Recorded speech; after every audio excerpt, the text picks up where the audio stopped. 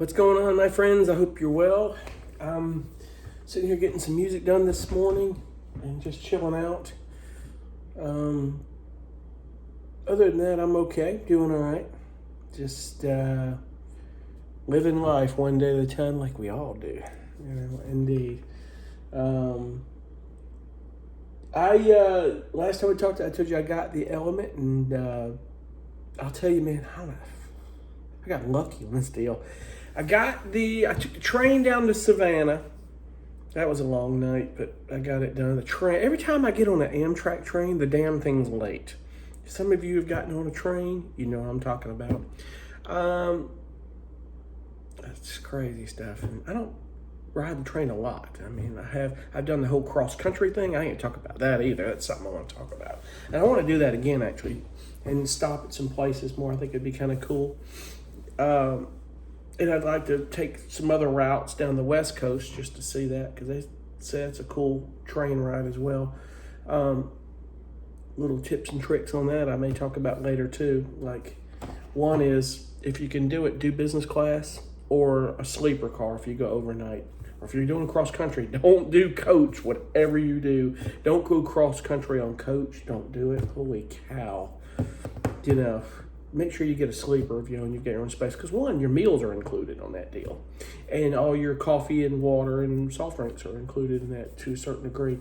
On some of the trains and a lot of them, so it depends.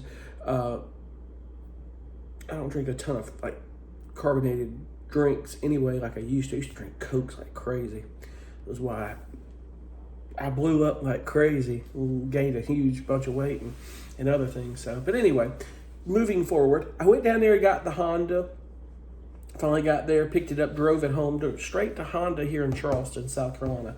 I was just the service advisor I dealt with there was so cool, and I called him, told him what I was doing. I said, I'll leave the car and I'll have the envelope for you. And I just was sure, man, he said he's going to call me with a litany of shit, man. It's just going to be, and the car's 14 years old, had 176,000 miles on it. This is a Honda, mind you. And Toyotas and Hondas, 100,000 is almost just getting started, if you really want to boil down to it.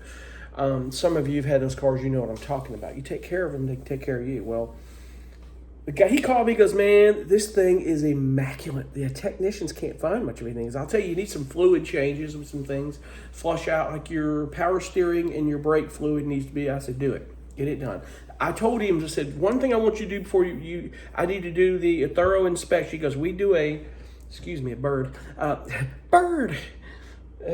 Sorry.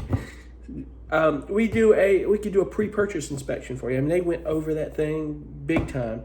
I said, done deal. I said, one thing I do want you to do is just go ahead and at least change the transmission fluid. I want you to drop that fluid. I want you to tell me, make sure nothing's burnt or no metal sheathings in that fluid. And he said, it looks great. Everything is great.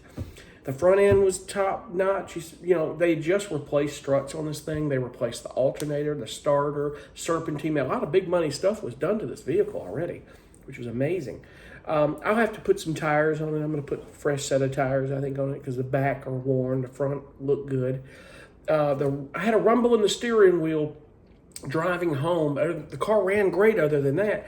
But he said, I believe you're balancing your tires. So they balanced the tires, and he said that was an improvement. But if he didn't get it to 65 or 70 miles an hour, I don't know how he knows that's an improvement, but we'll see. Maybe he knows. I don't know. I'll know it when I'm driving it back to the house here. I've got to get somebody to drive my car behind me to go get it sometime this weekend or rest of the week. But I was like, man, how'd I get that lucky, dude? He said, that guy took care of that thing. And I think I'd mentioned there's like a dog fan in the back and really nice durable mats. Well, the Honda Element's around 2010 or so. When I bought my original Honda Element, they didn't have this. They had like a camping package with a tent and some curtains I never used. The curtains were kind of cool. I wish I had some with the one I've got now, because that'll help when I put blackouts on them when I'm, setting stuff in there to travel with. But it had a dog package is what it was. where you had the fan. There was a dog tent. The tent's not with the vehicle.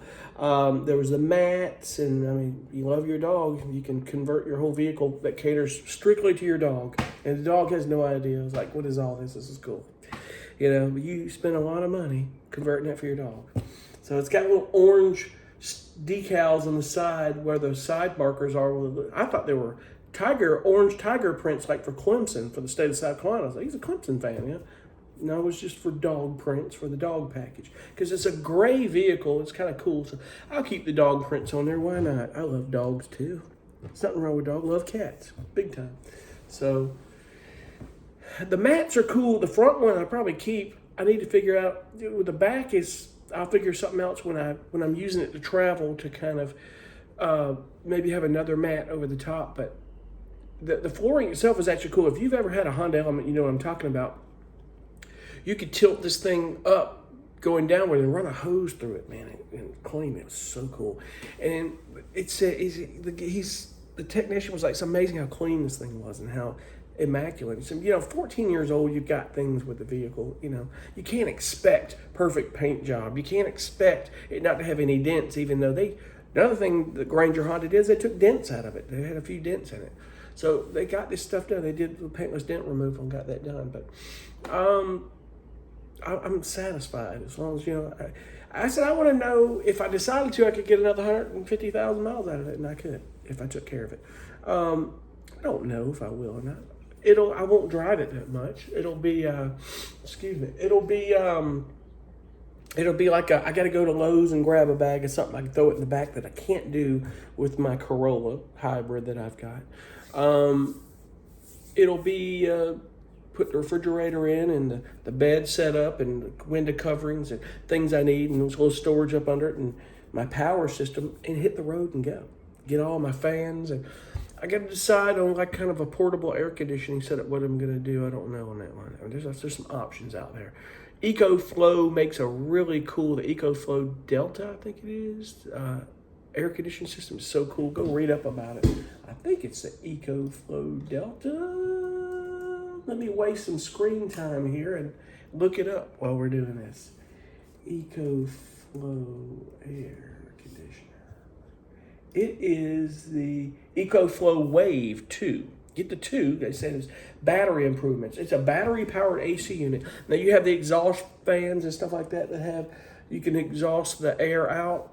But that one is amazing. People are raving about it. But it might be a little too big for that small of a Honda. But,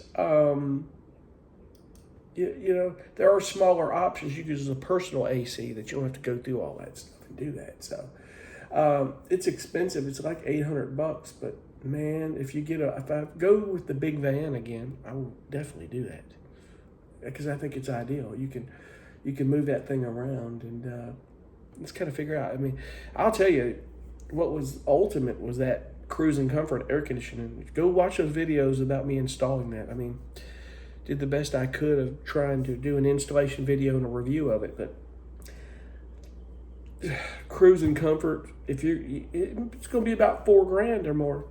It's worth it, guys. I'm telling you. If you're building out a professional build in a van, get that AC, no matter what you're doing, because you can get a heat source in that vehicle. If you have enough power, there's a lot of things that you can do. So, but I got to keep it compact and small. And I was thinking about, let's get a solar panel on top of the Honda. And I'm thinking, well, Blue Eddy makes an enhanced charger on that AC200 Max, and you can use it with the other units. That AC200 Max is incredible. If you've seen the reviews on that thing, with that enhanced charge brick, I can put it to my cigarette lighter, and it'll give me an extra 500 watts. I can charge it while I'm driving. And if I want to go solar panels later, that's fine. But the problem I have, and you got to be careful, man. I mean, cargo vans are one thing. You can drill a hole and do die-core and seal it, and you'll be fine. And the right things like I did on my last build.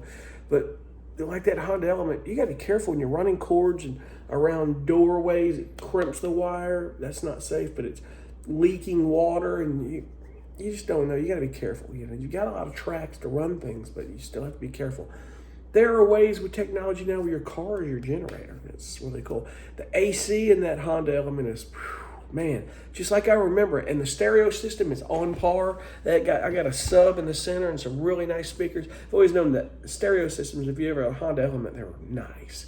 So I was thinking, well, let me go to Custom Car Stereo and look about maybe putting a new head unit in there. And I'm like, I'm not paying $1,500 for that. So I got to looking around, CarPlay systems. There is a brand, and there's other brands that do it too, but it's called CarPuride. It's a portable CarPlay. It's so cool. It has everything your head unit would have. You can install it in your car stereo. The cool thing is that these Honda Elements have an auxiliary input. You take your auxiliary cord and plug it in, turn it on auxiliary. Your CarPlay is all there. You got the speakers, you have your microphone, you can attach another camera for this CarPlay. I think it's the 9 Pro. It has a camera, a dash camera built into it in the front and then in the back. And you've got everything you need. And it mounts right there with either VHB tape or suction cup on your dash. And that Element has a flat, smooth surface where it will adhere for suction cup as well as VHB tape. Some of you may not realize that VHB tape won't adhere to wood. It won't adhere to porous surfaces. It won't adhere, if you have these plastic dashboards, excuse me, I'm having a little situation with my nose, it's itchy or tickly, where you've got little ridges in your plastic dashboard, VHB tape or suction cup will not stick to that because air is getting under it. So, known fact, if you wonder why it won't stick to your dashboard, look at your dashboard. It's got to be a solid, smooth surface. And it can't be porous, so solid, flat, smooth plastic or metal, something like that, it's perfect. Or a laminate type surface that will stick to it. But there are simple things to do, then all I gotta do is just drop the stuff in and go. So I wanna get this thing situated. I wanna take a trip. I wanna take a good trip, you know, a good shakedown trip as they call it when they do their first vehicles, take the first trip in it. I've done this enough, though. It could be a little bit better than a shakedown. It'll be legit. As long as I know I've got everything set up, I can do it. So, but anyway, I'll keep you guys posted on that. This thing will be real cool, man. And, you know, you can go anywhere and park anywhere with it, as you know. And the adventures of the Honda Element will begin. So, for right now, I think I'm going to try this and see if it's what I want to do. I loved my Honda Element. I really did. And we'll see where it goes. I think it'll be cool. So. Anyway, I've got to get it back here. We'll start getting some things. Got to figure out what I'm going to do for a bed. I've seen some really cool ideas. I saw somebody yesterday said it's a maker's pipe or something. There's like these kits that you can build things with piping and corner fittings. So I got to go look that up again, find out what that's all about. Because it was so cool because you could slide it out and create a bed platform. With me, I just need a single, you know. But there are people. I saw a guy literally with his whole family put his Honda Element with 4 people or 3 or 4 people sleeping in it. He put a suspended cot like thing above them. It was crazy stuff. I'm like, how in the world? But he claimed that you got 4 people can sit in that car, 4 people could sleep in it. I'm like, I'm sure they could. That's crazy tight though. It's just gonna be me, folks. Ain't gonna be all that. But anyway, I'll keep you posted and we'll see you on the next one. Be cool. Bye.